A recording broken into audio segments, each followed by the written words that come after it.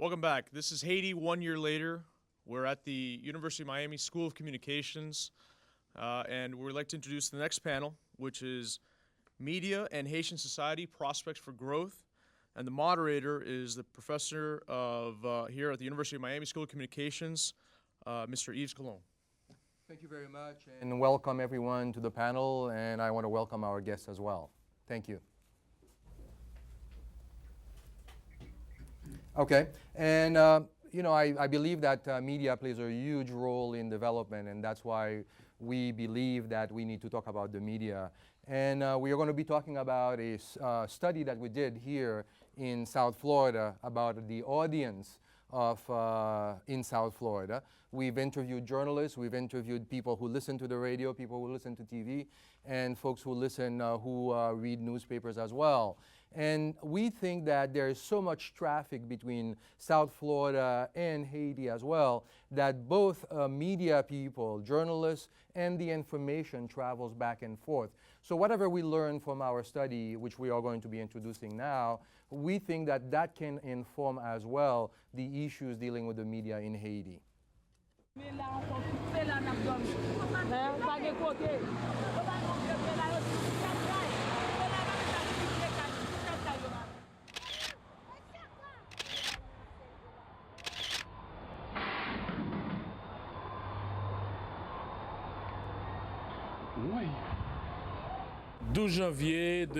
On January 12, 2010, we were on the air. And at 4:53, the whole building started shaking. And the entire production, movies we were showing in our radio programs, we didn't stop. We kept going. We jumped and we saw the building crumbling. And when we saw that, we fought our way outside.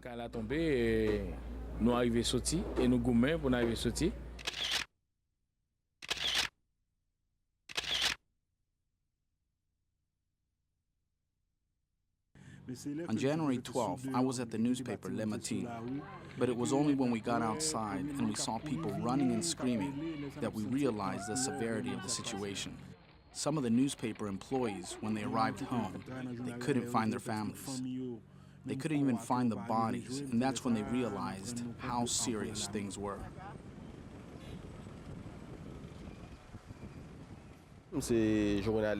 I'm a journalist. I'm an editor for the Nouvelliste newspaper. I'm also director for the Media Operations Center. It's a press center that Reporters Without Borders set up 9 days after the earthquake. I've also been a correspondent and general reporter for Reporters Without Borders for the last 7 to 8 years.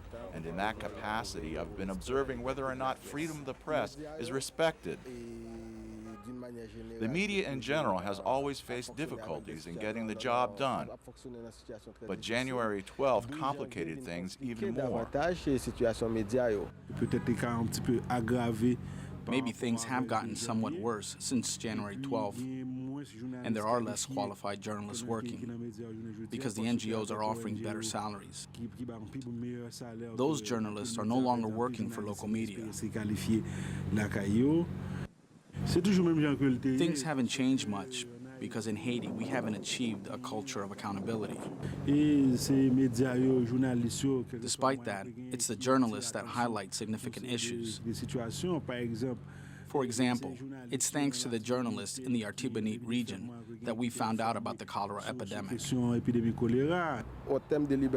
In terms of press freedom, there has been obvious progress over the last 5 years. If you look at Reporters Without Borders worldwide rankings, you can see clear progress regarding press freedom. However, press freedom means more than stopping arbitrary arrests of journalists and beatings. In Haiti, ever since January 12th, we've been able to communicate better, to know what others are doing and make our needs better known. So instead of saying we're going to ignore this and focus on that, so that we can work more efficiently towards a greater good.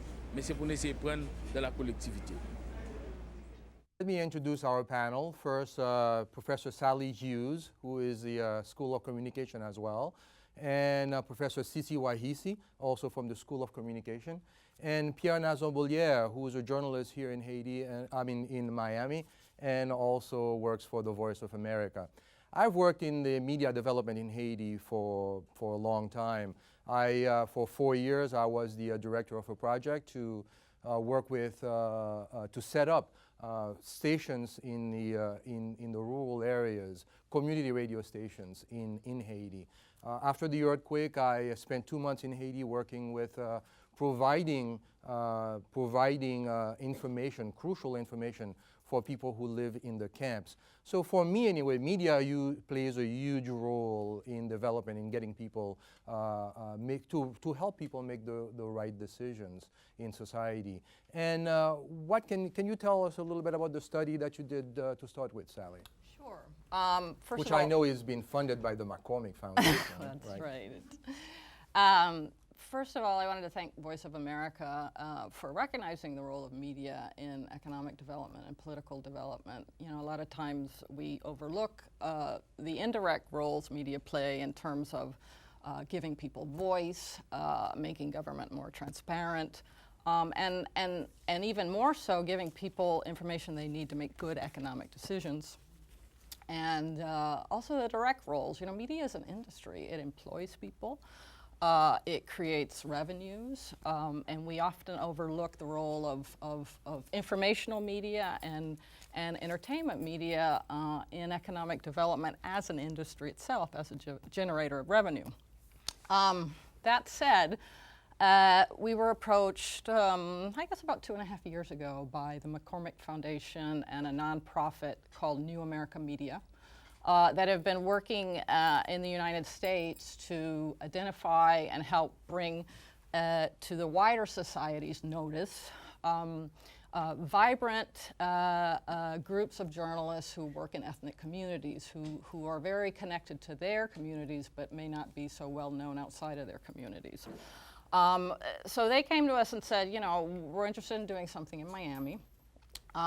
In talking to Eve and in studying, you know, it was quite apparent that the Haitian media in Miami was very prevalent. It had deep connections to its community. But because Miami is a bilingual city of Spanish and English, it had not been studied very much in a formal way, and it was not as well known outside of the Creole-speaking community. So we proposed, and they accepted, let us do a diagnostic of the Haitian media in the greater Miami area, with the idea of explaining what's there, how it functions, how it's received, and ultimately presenting Haitian media workers, producers, and journalists their ideas about what could be done to improve the performance of the sector. To do that, we thought it would be best not only to talk to journalists and media producers, but talk to the people who actually use the media, the people who use it as citizens and the people who use it as consumers. So we broke up the study into 2 parts. And I'll talk about the first part, and that's basically what are the opinions and perceptions of audience members. So before you go on, can you tell me what it is that you found the media here in Miami to be, the Haitian media in Miami to be? Well, it depends on the audience member. If it depends on the language capabilities of the audience member. The strongest differences occurred between people in the Haitian community who are Creole dependent, who only speak Creole, and those who only speak English, and then the bilingual community. What they use, how they use it, and their opinion of the credibility and the legitimacy of media change based on that. So people who only speak Creole tend to rely on Creole language media, obviously. They tend to have a more a higher degree of credibility in this group. And they use it primarily to stay in touch with Haiti and the Haitian community, but they they're disconnected from the wider society because they don't have, I would say, an intense flow of information about what's happening in Miami. On the other hand, second-generation Haitians who only speak English have a lot of trouble finding information about Haiti. They look for it on the internet, they look for it in international media, but they don't find it on a regular basis. I should say that most of our interviews were done prior to the earthquake. We went back into the field for about 4 weeks after the earthquake happened, where news coverage was intense.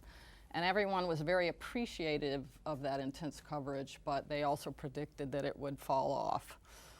Did you find a difference in responses before the earthquake and after the earthquake? The legitimacy and the appreciation for both Creole language media and English language media went up a lot. That's, I think, to be expected. The concern that continues, though, is that English language media only tends to concentrate on Haiti when there's a disaster, and there's a perception of bias and negativity, and that's across the board. Okay.